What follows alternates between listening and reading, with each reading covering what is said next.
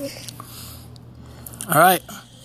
So today we're going to talk about the differences between provisional and non-provisional patent applications. Hey, PJ Gamers. And I'm here with my daughter, and you can call her Miki. Say hi, Miki. Hi. So one of the questions I get a lot of times is that what's the difference between a provisional patent application and a non-provisional patent application? So back in, hey Mina, good to see you. Back in, I think it was the 90s, you couldn't do a provisional patent application. There was just the non-provisional. And it didn't really have the name non-provisional, it just had the name utility patent application. Thanks.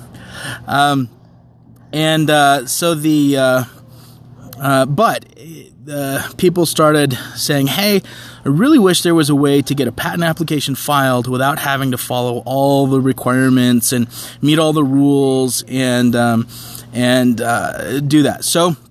So they started thinking about what they should do, and they decided, all right, well, let's make a patent application that's like a temporary application. It's something that has a smaller government fee. It'll be something that's easier to do.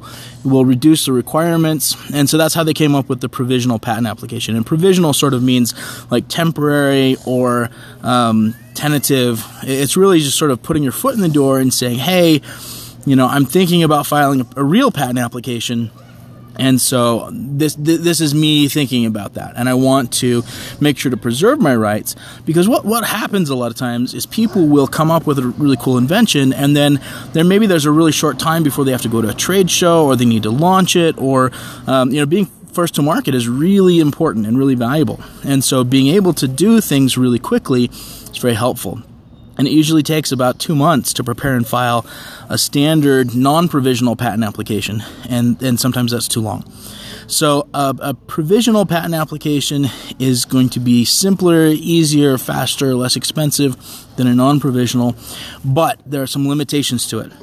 One of the biggest limitations is that it's never actually examined by the patent office for substantive purposes. They don't look at it to see, do you deserve to get a patent? They look at it to see, does it have all the pages that you said it had? Does it have all the drawings that you said it had? Does it have all the parts that it really ought to? And other than that, they don't really look at it.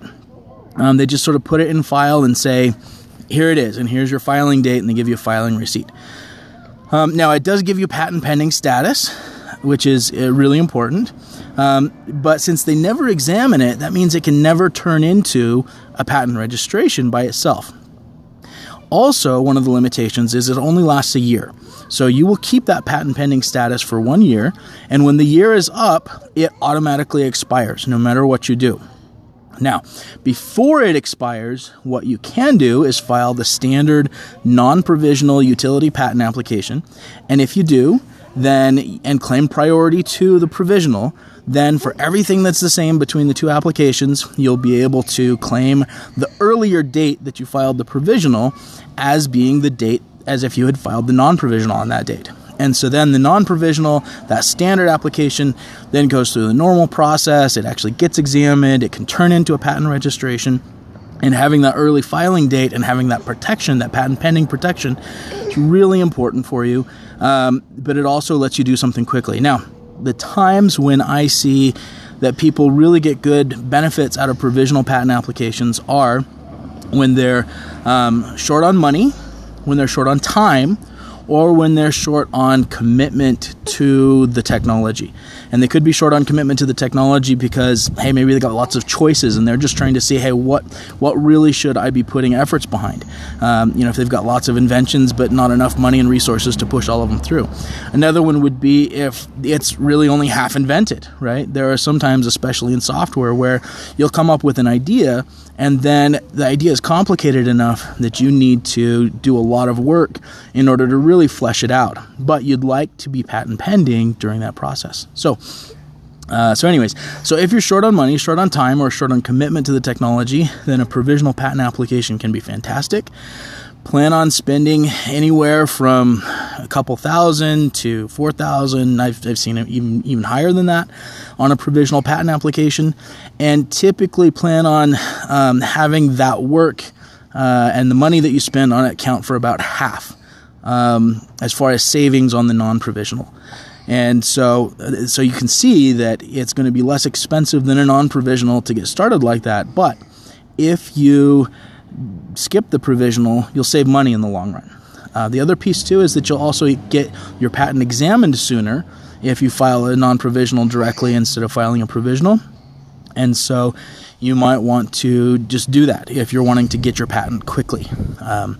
Since the provisional is never really examined, and if you file your non-provisional a year later, thanks for the hearts, then you will, then your patent will get examined about a year later. And so if you really want to get your patent fast, skip the provisional, go straight to the non-provisional.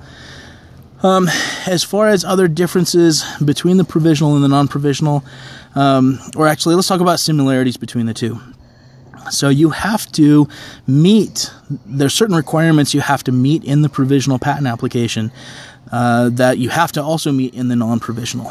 And some of the most important ones are you have to meet the enablement requirement, and that requirement says that someone, upon reading your disclosure, would be able to make and use the invention. So they'd be able to build it, it would function, they wouldn't have to have further instructions. Now, that doesn't mean that you have to give them, which screws to buy to put it together.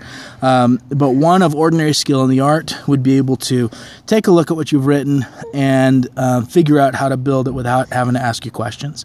And so typically that means you could hand it to an engineer or you could hand it to a software developer, and they could make one that works based on what you've said.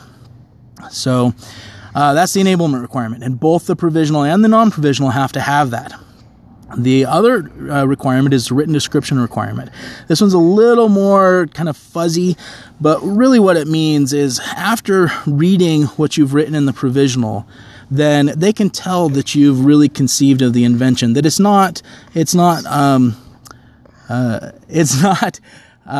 science fiction to you. It's not something you just made up. You really understand it. You really understand how it works. You know you've got a good sense of it. And if they can't tell that from what you've written, then that's going to be a problem. So you've got to meet that requirement. Another requirement that sometimes people don't talk about is the doctrine of equivalence. And this isn't a mandatory requirement, but if you want a patent that has strength, if you want a patent that's not going to someone changes one little tiny thing and then all of a sudden they're not infringing, then you need to meet this. And the doctrine of equivalence says that you're describing you've described one way to do it, but you've also described variations on how the different parts could be put together, what the different parts could be of the invention. And the better and more that you do that up to a certain point, then the more likely you are to have a stronger patent. And so you want to meet that requirement too. There's other requirements that have to be met. The invention has to be new, it has to be non-obvious, it has to be statutory subject matter. There are certain things that the government just doesn't allow you to get patent on, and for both the provisional and the non-provisional, you have to meet those. And it also has to be useful invention. Now, the usefulness is a very, very limited requirement.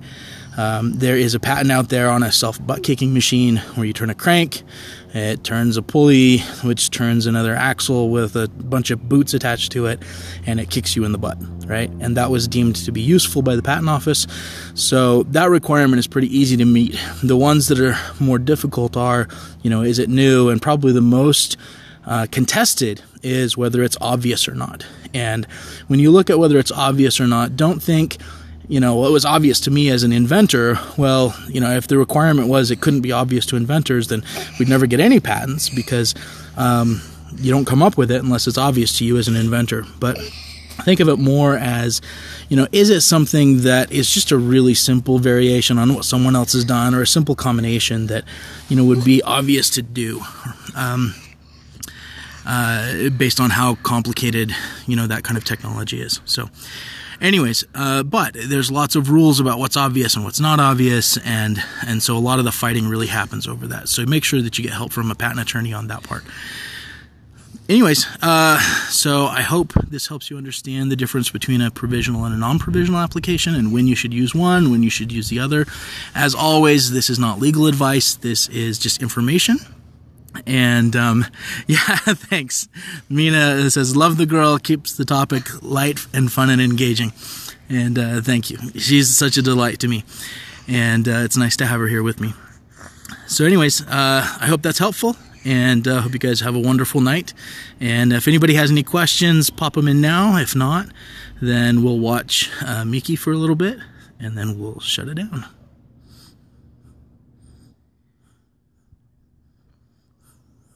Are you having fun, Miki?